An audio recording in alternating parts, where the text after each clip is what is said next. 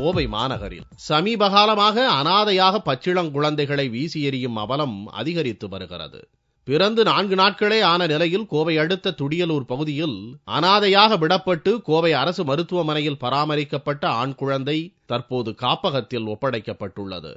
அரசு மருத்துவமனை பச்சிளம் குழந்தைகள் சிகிச்சை பிரிவில் செவிலியர் பராமரிப்பில் 1 வாரமாக இருந்த இந்த குழந்தை முறைப்படி குழந்தைகள் காப்பகத்தில் ஒப்படைக்கப்பட்டது. காப்பகத்திற்கு அனுப்பக்கூடிய குழந்தை அரசு மருத்துவமனையில் இந்த ஆண்டு கிடைக்கப்பெற்ற 6வது குழந்தையாகும்.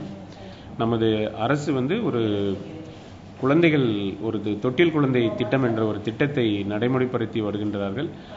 எந்த மருத்துவமனையில் அந்த குழந்தை பிறந்தாலும் சரி அல்லது வெளியிலே பிறந்தாலும் சரி, அந்த குழந்தையை அவர்கள் அரசு மருத்துவமனையில் உள்ள அந்த குழந்தைகள் பகுதியில் இருக்கக்கூடிய தொட்டிலே அந்த குழந்தையை விட்டு சென்றால் அந்த குழந்தை யாருடையது, எப்படி வந்தது போன்ற எந்த இதையுமே நாங்கள் கேட்காமல் அதை நாங்கள் பராமரித்து குழந்தைகள் காப்பகத்துக்கு அனுப்பி அதை யாராவது ஒருவர் தத்தெடுத்து நல்ல முறையில் வளர்ப்பதற்கு ஏற்பாடு செய்து வருகின்றோம்.